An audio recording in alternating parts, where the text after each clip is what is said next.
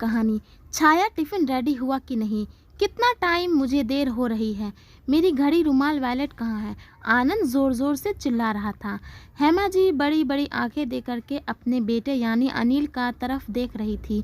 अनिल हंसकर बोला, अरे मम्मी, काम ऑन, मेरी तरफ ऐसे घूर कर मत देखो, मैं अब छोटा थोड़ी हूँ, 2 बच्चे हैं मेरे। हेमा जी गुस्से से बोली, हाँ लेकिन तेरा बर्ताव तो बच्चा जैसा ही है। आनंद फिर हंस दिया और बोला, मम्मी आप भी ना। हेमा जी काफ़ी लंबे समय से यह सब देख रही थी।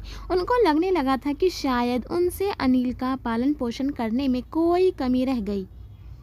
वह सोचते सोचते भूतकाल में गुम हो गई। घर मतलब जेल, घर की महिला की रीति भर भी कीमती नहीं। यह सब देखते देखते अनिल बड़ा हुआ। जैसे जैसे बड़ा हुआ मैंने उसे क्या कुछ नहीं सिखाया। खुद के काम खुद ही करना चाहिए। कभी अकेला रहना पड़े तो कुछ साधारण सा खाना पकाना आना चाहिए। अपने से छोटे बड़ों सबको मान देना चाहिए, खासकर महिलाओं को। फिर भी ये क्या तरह से बर्ताव करता है। छाया को तो कभी भी कुछ भी बोल देता है। घर की लक्ष्मी है वो, मैं अब क्या करूं इसका। अपने ऐसे इन विचारों में वे खोई हुई थी कि तभी उनकी बचपन की सहेली चित्रा आई। चित्रा उनकी सिर्फ नाम की दोस्त नहीं थी, पक्की वाली दोस्त थी। हेमा का चेहरा देखकर ही चित्रा ने भांप लिया कि कुछ तो गड़बड़ है। चित्रा तुरंत बोली, हेमा कल पूरा दिन तुम मेरे यहाँ आओ, ठीक है? हमने काफ़ी समय से एक दूसरे से ठीक से बात नहीं की है। छाया ने भी उनका पक्ष लेते हुए कहा, आंटी जी ले जाइए मम्मी जी को अपने साथ। बाबा को गए हुए 3 महीने हो गए हैं, लेकिन मम्मी जी घर से बाहर ही नहीं गई। मम्मी जी आप सचमुच थोड़ा बाहर हो आइए, आपको सच में अच्छा लगेगा।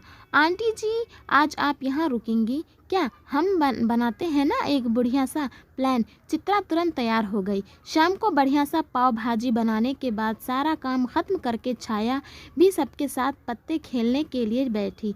चित्रा आंटी छाया को बोली, अब तू भी कुछ शुरू कर, इतनी अच्छी खासी पढ़ी लिखी है, घर में मत पड़ी रह। घर के काम कितने भी कर लो, किसी को उनकी कीमत नहीं होती। छाया अपने आंखों के आंसू छुपाते हुए चेहरे पर झूठी मुस्कान के साथ हाँ बोली।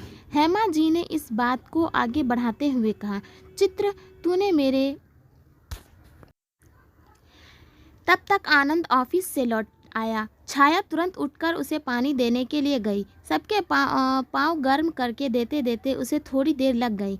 चित्रा आंटी ने अनिल को हंसते हंसते कहा, छाया को तुम अब पाव गर्म करके दे दो, आंटी ने कहा था। इसलिए अनिल ने पाव गर्म करके दे दिया। फिर से गपशप शुरू हुई। आज पिताजी के जाने के बाद पहली बार माँ इतनी खुश है, यह देखकर दिल खुश हो गया।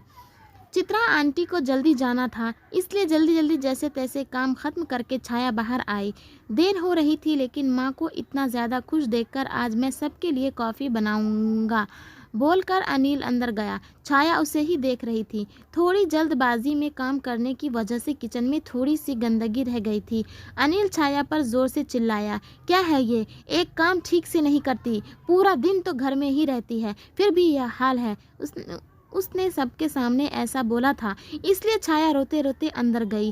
हेमा जी के अस पर काफ़ी गुस्सा आया। बस कर अब उस पर हुक्म चलाना।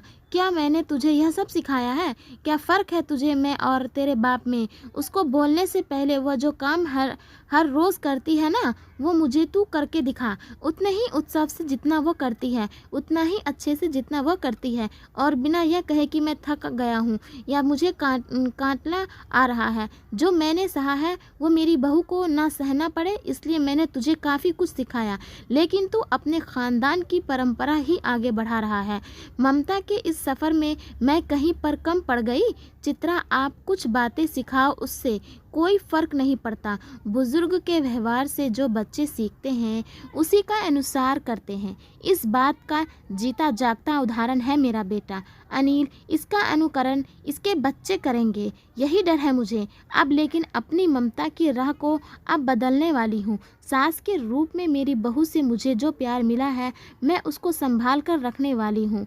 माँ का अलग सा रूप देखकर अनिल को अजीब सा लगा। बहुत दिनों बाद मन हल्का हुआ था उनका। आज सब बोलकर एकदम खाली। चित्रा आंटी ने सहारा दिया था।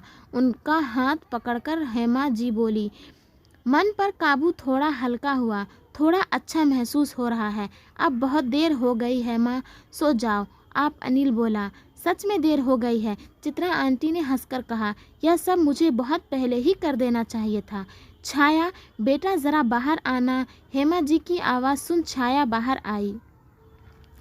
छाया, तुम शादी के बाद नौकरी करना चाहती थी ना, लेकिन पुरुष प्रधान हमारे इस घर में महिलाओं को हमेशा कम ही देखा गया है। इसके मैं बदल सकूं, इसलिए मैंने अपनी परवरिश के दौरान काफ़ी कोशिशें की, लेकिन कहीं कमी रह गई। यह कारण ख़ानदान का असर, लेकिन अब बहुत हुआ। मैं यह सब अब बदल कर रख दूंगी। तुम नौकरी करो, तुम आगे बढ़कर बीएड करना चाहती थी ना, वह भी करो, मैं तुम्हारे साथ खड़ी हूँ। और रही बात घर के कामों की, तो जब तुम नौकरी करोगी तब सब अपने काम खुद करेंगे। छाया ने हेमा जी के पैर छुए और बोली, मम्मी जी अब आप सो जाइए। मैंने आपकी सारी बातें सुनी, लेकिन आप सो जाइए, नहीं तो आपकी तबीयत खराब हो जाएगी। अगले दिन का सवेरा एक नया प्रकाश लेकर आने वाला था। इसी विचार के साथ छाया को नींद आई। सुबह उठने में थोड़ी देर हो गई। काफ़ी कुछ बदलाव नज़र आ रहा था।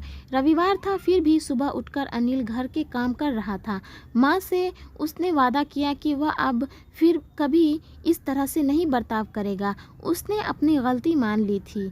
साल भर में ही पूरे घर की काय पलट गई।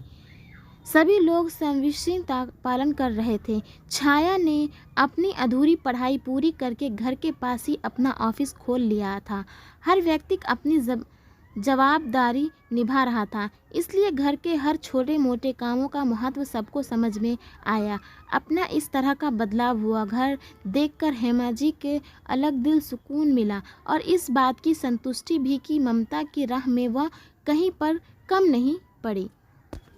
तो दोस्तों, कैसी लगी आज की ये कहानी आप लोगों को? इसी तरह की कहानी सुनने के लिए मेरे चैनल को लाइक और